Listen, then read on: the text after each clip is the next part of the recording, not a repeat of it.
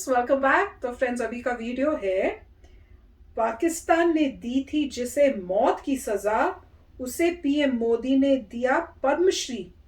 हाँ, ये क्या भैया, ये क्या स्टोरी है, पता ही नहीं, हमें कोई आइडिया नहीं हो रहा। पर देखते हैं कि क्या है। न्यूज़ तो बड़ी कमाल की लग रही है। तो वीडियो शुरू करते हैं। पर वीडियो शुरू करने से पहले अगर आप चैनल पर नए हो और आपने अभी तक सब्सक्राइब नहीं किया है तो जल्दी से पहले सब्सक्राइब के बटन और बेल आइकन को क्लिक कर लो ताकि आपको हमारे सारे न्यू वीडियोस के नोटिफिकेशन मिल जाए जैसे हम अपलोड करें। अगर आपको वीडियो पसंद आता है प्लीज लाइक एंड शेयर। चलिए शुरू करते हैं। जिस समय भारत में पद्म अवार्ड्स दिए जा रहे थे उस समय पाकिस्तान खून के आंसू रो रहा था। भारत की सरकार ने हाल ही में 119 लोगों को पद्म अवार्ड से सम्मानित किया, जिनमें 10 विदेशी और एनआरआई नागरिकों को भी पद्म पुरस्कार से सम्मानित किया गया। आप ये जानकर हैरान हो जाएंगे कि इन 10 हस्तियों में एक नाम ऐसा भी था जिनके खिलाफ एक समय पर पाकिस्तान ने डेथ वारंट तक जारी कर दिया था, जिन्हें पाकिस्तान पिछले 50 सालों से ढूंढ रहा है। अब इन्हीं शख्स को पूरे सम्मान के साथ प्रधानमंत्री नरेंद्र मोदी की मौजूदगी में राष्ट्रपति रामनाथ कोविंद ने पद्मश्री से सम्मानित किया। ये शख्स हैं काजी सज्जाद अली जहीर। आपको बता दें, सज्जाद अली जहीर 1971 में पाकिस्तानी सेना में कर्नल रह चुके हैं। इस वीडियो में आपको बताएंगे कि आखिर ऐसा क्या हुआ था कि पाकिस्तान ने सज्जाद अली जहीर को मौत का फरमान सुना दिया था और क्यों भारत ने इन्हें इतने बड़े सम्मान से सम्मानित किया। कमाल है यार। और पाकिस्तान के दरअसल कर्नल जहीर मूल रूप से पूर्वी पाकिस्तान के थे, जिसे आज हम बांग्लादेश के नाम से जानते हैं। कर्नल जहीर साल 1969 में पाकिस्तानी सेना की 14 पैरा ब्रिगेड स्पेशल फोर्सेस में शामिल हुए थे, लेकिन पूर्वी पाकिस्तान से आए सैनिकों पर पाकिस्तान भरोसा नहीं करता था। कर्नल जहीर की ट्रेनिंग के स्टैंडर्ड भी पाकिस्तान की आम सेना के जवानों से काफी अलग थे। पाकिस्तानी सेना बांग्लादेश यानी पूर्वी पाकिस्तान से शामिल हुए लोगों पर कड़ी निगरानी रखती थी, क्योंकि उन्हें शक था कि ये लोग पूर्वी पाकिस्तान में अत्याचार और नरसंहार के खिलाफ पाकिस्तानी सेना से बगावत कर सकते हैं। और हुआ भी वही। एक समय ऐसा आया जब पूर्वी पाकिस्तान में हालात बिगड़ने लगे, जिसके बाद वहां के ज्यादातर जवानों और अधिकारियों को पाकिस्तान ने ग्राउंड ड्यूटी से हटा दिया। इतना ही नहीं, पूर्वी पाकिस्तान यानी आज के बांग्लादेश के 2 सैनिकों को एक साथ ड्यूटी पर भी तैनात नहीं किया जाता था। पूर्वी पाकिस्तान में पाकिस्तानी सेना के अत्याचारों ने कर्नल जहीर को हिलाकर रख दिया था। तब वो पाकिस्तान से भागकर भारत में घुस आए और पाकिस्तानी सेना से जुड़े कई महत्वपूर्ण दस्तावेज और खुफिया जानकारी भारतीय सेना को दे दी। उन्होंने बांग्लादेश मुक्ति वाहिनी के हजारों लड़ाकों को सैन्य ट्रेनिंग भी दी। फिर उन्होंने भारतीय सैनिकों के साथ मिलकर बांग्लादेश की आजादी के लिए पाकिस्तान के खिलाफ बड़ा ऑपरेशन चलाया। आपको बता दें कि कर्नल जहीर जम्मू कश्मीर में सांबा के रास्ते भारत आए थे। जब वो भारत आए थे तब उनके पास सिर्फ 20 रुपए थे। कर्नल जहीर के भारत आने के बाद पाकिस्तानी सेना हद से नीचे गिर गई। पाकिस्तानी सेना ने कर्नल जहीर की बहन और मां को टारगेट करना शुरू कर दिया, लेकिन किसी तरह वो दोनों भी वहां से भागने में कामयाब रहीं। इतना ही नहीं, कर्नल जहीर के भारत भागने के बाद बांग्लादेश में उनके घर को पाकिस्तानी सेना ने आग लगा दी। बहरहाल आपको याद दिला दें कि 1971 भारत पाकिस्तान युद्ध में पाकिस्तान को बड़ी हार का सामना करना पड़ा था। पूर्वी पाकिस्तान आजाद हो गया और बांग्लादेश के रूप में एक नया देश बन गया। तो फ्रेंड्स, ये तो कमाल की यार न्यूज़ थी। पता ही नहीं था ऐसा कुछ हुआ भी था। मुझे कोई आइडिया नहीं था कि ऐसे कोई बांग्लादेश से जो सोल्जर हैं वो यहाँ पे आए थे और कैसे पाकिस्तान जो था उनके अगेंस्ट था और उनके अगेंस्ट उन्होंने जो है किया हुआ था कि उनको डेथ देनी है, उस टाइप से पेनल्टी दी हुई थी।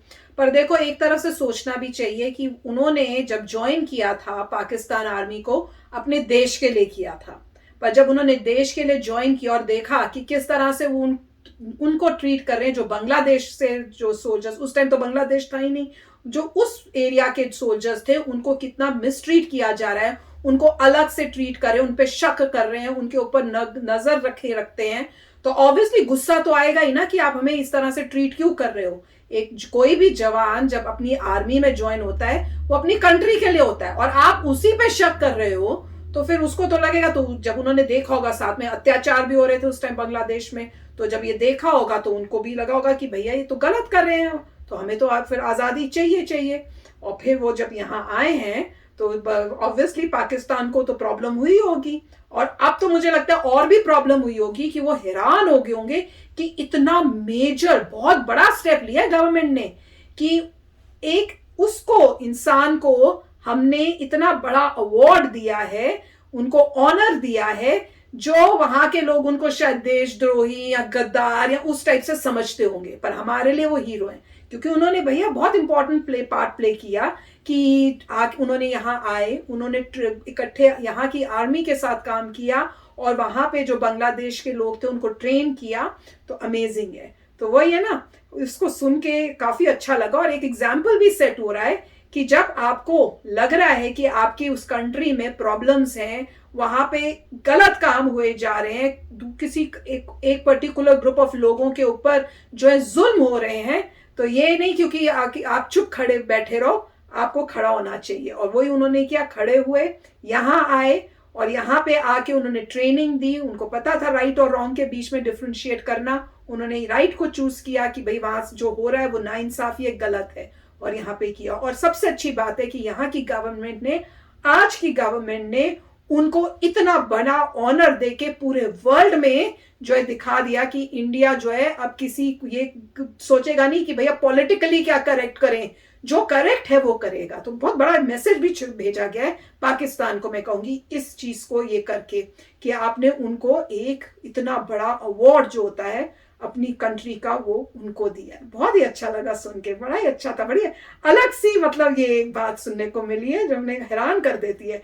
जो भी सुनेगा पहले में कहेगा वाकई ऐसे भी हुआ था, ऐसे भी हुआ था कि कोई पाकिस्तान से आया इंडिया में और उसने बांग्लादेश की जो आजादी है उसमें इतना बड़ा कंट्रीब्यूशन भी किया।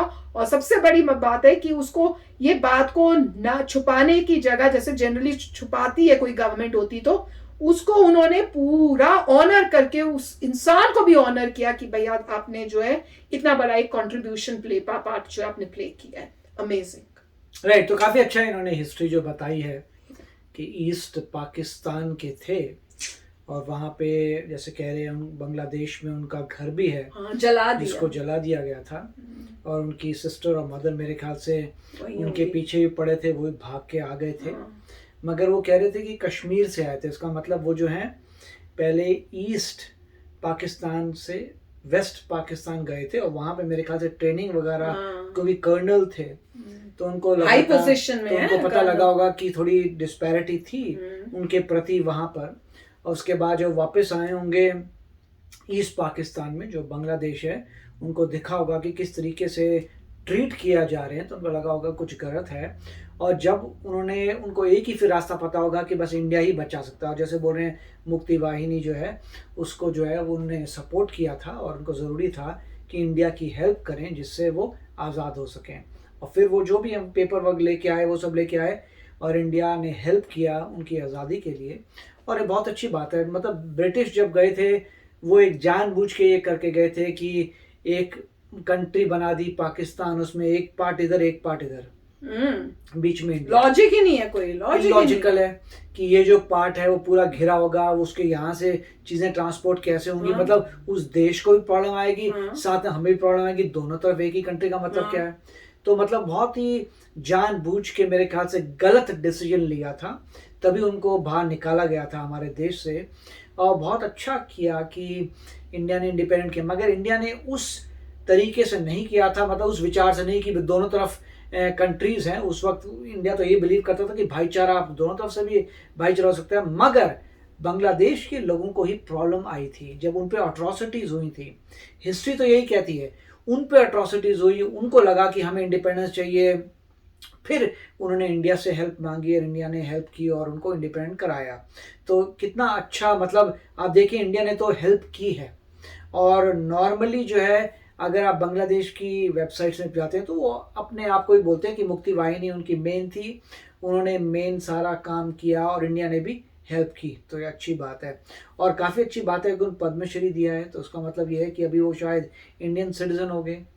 और मेरे को लगता है नहीं, पर इंडियन ने कहा ना कि 10 विदेशियों को किया। अच्छा, विदेशी, तो इसका मतलब वो बांग्लादेश के हैं। हाँ, तो मेरे ख्याल से वो तो बांग्लादेश की हैं, उनको बांग्लादेश से इनवाइट किया होगा पद्मश्री देने के लिए, विच इज अमेजिंग। या अमेजिंग था। मुझे ये नहीं पता था कि बाहर वालों को भी मिलता है, मुझे लगता था सिर्फ इंडियन सिटीजन्स को ही मिलता है। ये भी एक नई चीज पता चली है मुझे, पर अमेजिंग था यार, कमाल की स्टोरी थी। बताओ पसंद आई?